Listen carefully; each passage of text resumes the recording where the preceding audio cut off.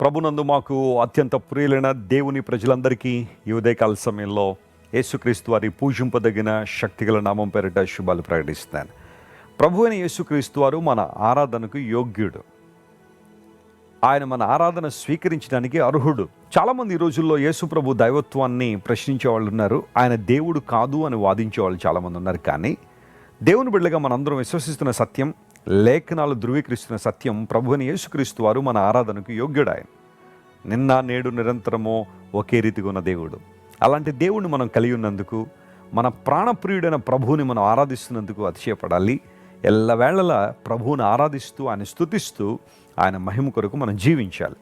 ప్రతిరోజు ఉదయాన్నే లేచిన తర్వాత ప్రార్థన చేసుకుని దేవుని వాక్యాన్ని పఠించిన తర్వాత పరిశుద్ధ గ్రంథంలోంచి ఒక వాగ్దానాన్ని మనందరం ధ్యానం చేస్తున్నాం. ఈ ధ్యానాంశాల ద్వారా మీలో చాలామంది ఆధ్యాత్మికంగా దేవుని పొందుతున్నారు, బలపడుతున్నారు. అందును బట్టి మేము ప్రభువును స్తుతిస్తున్నాం. ఈరోజు వాగ్దానంగా పరిశుద్ధ గ్రంథం తెరిచి 84వ కీర్తన 3వ వచనాన్ని చదువుకుందాం. Psalm 84 and verse 3.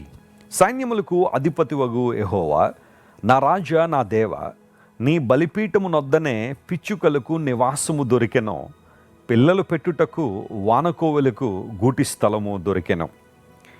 84వ కీర్తనను కోర కుమారులు రచించిన కీర్తనగా మనం చూస్తున్నాం.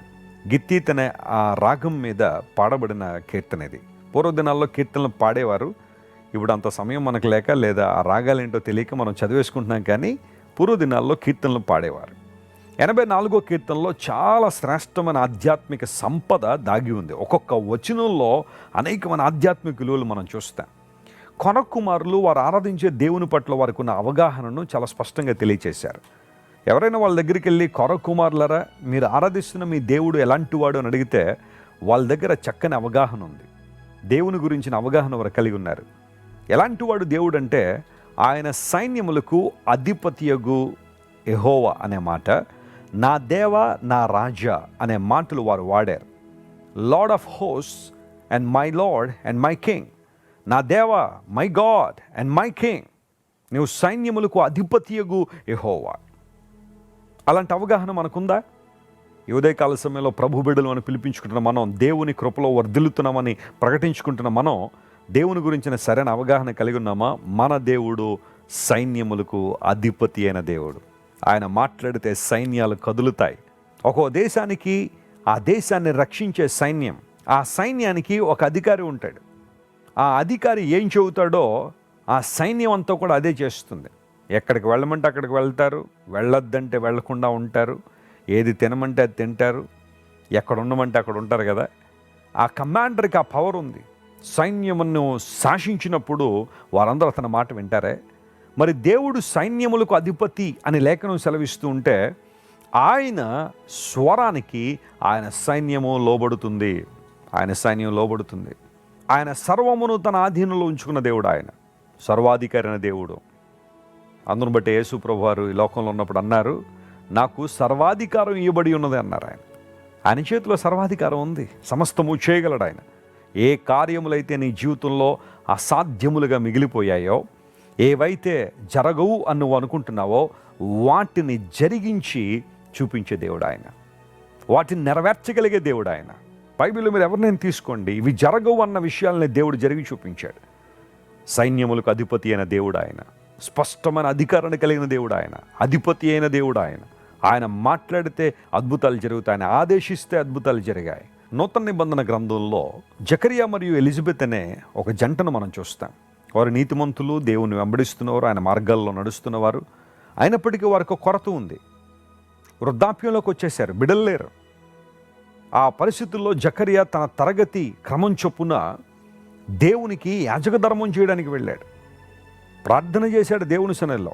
వెంటనే దేవుడు వర్తమానం పంపించాడు, నీ ప్రార్థన వినబడింది అన్నాడు. ఎవ్వరూ బహుశా వారి జీవితంలో ఇలాంటి అద్భుతం జరుగుద్దని ఊహించలేదేమో. కానీ దేవుడు ఆ వృద్ధాప్యులైన జంటను దేవుడు ఆశీర్వదించి వారికి చక్కని కుమారుని ఇచ్చాడు. బాప్తిస్మిచ్చి యోహాను క్రీస్తు ప్రభు యొక్క రాకను గురించి ప్రకటించాడు. దేవుని బిడ్డలారా, ఈరోజు ఆలస్యం అయిపోయిందని బాధపడుతున్నావా? ఇంకెప్పుడండి నీ ఏడుస్తున్నావా? అన్ని పరిస్థితులు దాటిపోయినాయండి, ఇంకా నా జీవితంలో ఈ కార్యం జరగదేమో, ఈ అద్భుతం జరగదేమో, ఈ ఆశీర్వాదం నేను చూడలేనేమో, దేవుని వాగ్దానాలన్నీ నిరర్ధకం అయిపోయాయి, ఆయన వాగ్దానాన్ని మర్చిపోయాడు అన్న నిరాశలో, కృంగుదల్లో, నిస్పృహలో బహుశా నీవు ఉంటే దేవుడు నీతోనే మాట్లాడుతున్నాడు. నీ దేవుడు సైన్యములకు అధిపతి, ఆయన నీ దేవుడు, నీ రాజు అయి ఉన్నాడు. ఇప్పుడు ఇలాంటి దేవుడు చేస్తున్న మేలు ఏంటంటే, నీ బలిపీఠం దగ్గర పిచ్చుకలకు నివాసం దొరికినో, వానకోవెలకు పిల్లలు పెట్టడానికి గూటి స్థలం దొరికిననే మాట వాడారు. కొర కుమారులు తమ్మును తామే పిచ్చుకలతోనో వానకోవెలతోనో పోల్చుకున్నారు. సరే, ఇవన్నీ ఎక్కువగా మనం ధ్యానం చేయడానికి సమయం కాదు, కానీ స్పారోస్ అండ్ స్వాలోస్ ఈ రెండు మాటలు మనం చూస్తే, పిచ్చుక అనేది వెరీ ఇన్సిగ్నిఫికెంట్ బర్డ్, చాలా సున్నితమైన, బలహీనమైన ఒక పక్షి. దేవుడు వాటిని కూడా కేర్ చేస్తున్నాడు అనేది ఆ వచ్చిన భాగం యొక్క సారాంశం. రెండోది, వానకోవెల రెస్ట్లెస్నెస్కి సాదృశ్యం. అది ఎప్పుడు తిరుగుతూనే ఉంటుంది, ఏదో పని ఉన్నట్టుగా. దానికి అసలు విశ్రాంతి అనేది ఉండదు.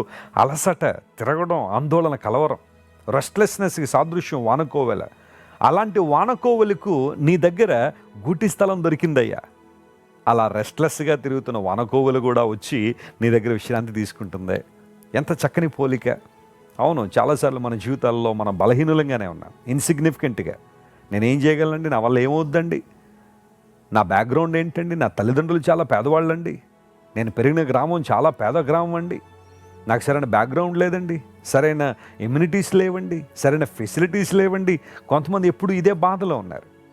కొంతమంది అలసట, ఆందోళన, కలవరం, విజయం కోసం అడిదిరిగి సక్సెస్ సాధించడానికి అది చేయాలంటే అది చేయడం, ఇది చేయాలంటే ఇది చేయడం, ఎక్కడెక్కడో పరుగులు పెట్టడం, ఎవరెవరు చుట్టూ తిరగడం, ఎన్నెన్నో పరిస్థితులు చేసి అలసిపోయిన వారు. Come to the feet of God. దేవుని దగ్గరికి వచ్చాయి. ఆయన పాదాల దగ్గర నీకు విశ్రాంతి ఉంది. ఆయన పాదాల దగ్గర నిన్ను కేర్ చేస్తున్నాడు ఆయన, నీ గురించి ఆలోచన చేస్తున్నాడు ఆయన. నువ్వు లోకం దృష్టిలో బలహీనుడివే కావచ్చు, కానీ దేవుని దృష్టిలో మాత్రం కాదు. ఆయన తన బలంతో నింపాలని, తన శక్తితో నింపాలని ఆయన కోరుతున్నాడు. అలసటతో, కలవరంతో, ఆందోళనతో అటు ఇటు తిరిగి అలిసిపోయిన నిన్ను తన శాంతితో, తన సమాధానంతో, తన ఆదరణతో నింపి తన మహిమ కొరకు దేవుడు వాడుకోవాలని ఇష్టపడుతున్నాడు. వస్తావు ఈరోజు దేవుని దగ్గరికి? ఈ వాగ్దానాన్ని క్లెయిమ్ చేయండి. ప్రభు మిమ్మల్ని దీవిస్తారు, ఆశీర్వదిస్తారు, బలమైన తన చిత్తాన్ని మీ చేతులు నెరవేరుస్తారు. ప్రార్థన చేసుకుందాం. ప్రేమగల తండ్రి, ఇంతవరకు నువ్వు మాతో మాట్లాడిన ప్రతి మాటను బట్టి నీ కొందనాలు. ఈ వాగ్దాన సందేశాన్ని మా ప్రియుల జీవితాల్లో ప్రత్యేకంగా మీరు నెరవేర్చండి నాయన. ఆశీర్వదించండి, బలపరచండి. నీ మంచితనాన్ని బట్టి నేను స్తుతిస్తున్నాం ప్రభా. వానకోవెలకు గూటి స్థలాన్ని ఇచ్చిన దేవుడు, పిచ్చుకలను పట్టించుకున్న దేవుడు అయ్యా, నీకు స్తోత్రాలు. బలహీనమైన మమ్ములను, అటు ఇటు తిరిగి అలసిపోతున్న మమ్ములను ప్రభా నీ సన్నిధి ద్వారా ఆదరించాలని, విశ్రాంతినివ్వాలని, శాంతి సమాధానాలు కృమ్మరించాలని ఆశపడిన దేవానికి వందనాలు.